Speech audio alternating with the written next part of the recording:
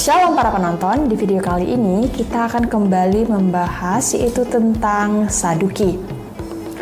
Kaum Saduki sering disebut dengan kaum Farisi, tetapi dalam kenyataannya kedua golongan ini terpisah dan mempunyai pandangan yang saling bertentangan hampir dalam segala hal. Kaum Saduki hanya merupakan kelompok kecil, tetapi sangat berpengaruh.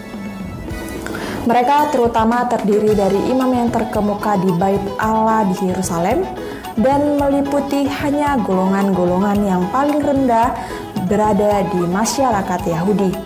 Oleh karena itu, seorang Saduki pemilik tanah yang sekaligus imam mendapat keuntungan 2 kali lipat.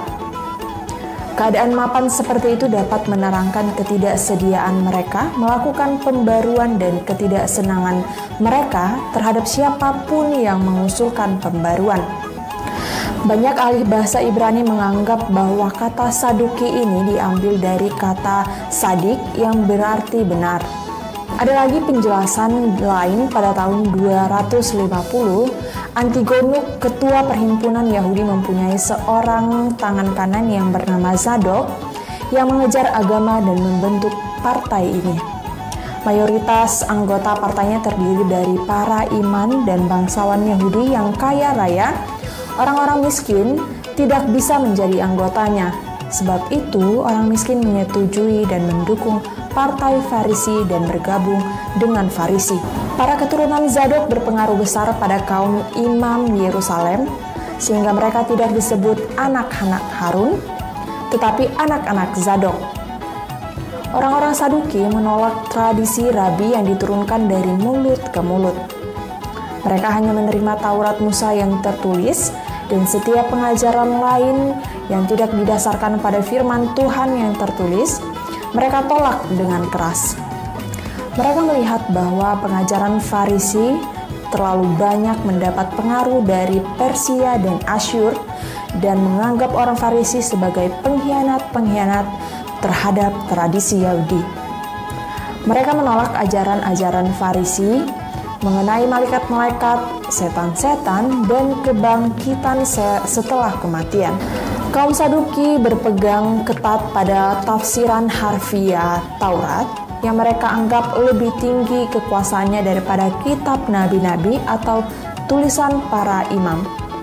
Oleh karenanya, adat istiadat nenek moyang yang dipelajari dengan seksama oleh kaum Farisi tidak masuk dalam perhitungan mereka. Sebagai penganut rasional, mereka menyangkal keberadaan malaikat dan roh. Ini dapat kita baca dalam ayat Alkitab kita di Kisah Para Rasul 23 ayat yang ke-8, dan tidak mempercayai kekekalan pribadi. Agama mereka menekankan tata susila yang resmi dan pemikiran yang rasional hingga lebih mampu menerima pengaruh Helenisme daripada kelompok Farisi. Secara politis, kaum Saduki adalah kelompok oportunis yang bersedia untuk memihak manapun yang sedang berkuasa, asalkan dengan demikian mereka dapat mempertahankan kedudukan dan pengaruhnya. Orang-orang Saduki mengambil pendapat seorang filsuf Yunani, yaitu Epikuros, yang mengatakan bahwa jiwa seorang ikut mati ketika tubuhnya mati. Mereka mengajarkan bahwa tiap orang menentukan nasibnya sendiri. Sikap politis para imam kalangan atas kaum Saduki agak menua. Sebagai orang Yahudi sejati, tentu saja mereka tidak setuju dengan adanya penguasa-penguasa asing di negeri. Di lain pihak, mereka insaf bahwa bangsa Yahudi tidak berdaya terhadap kekuasaan Roma dan raja-raja yang mendukung Roma. Kaum Saduki dianggap sebuah sekte yang terdiri dari orang-orang yang mempunyai pendapat sendiri tanpa mengindahkan tradisi. Mereka jauh berbeda dengan orang Farisi dalam banyak hal, dan mereka menolak hukum lisan dan para nabi dan hanya menerima Pentateuch. Baik para penonton, sekian video kali ini tentang Saduki. Sampai bertemu di video selanjutnya. Shalom.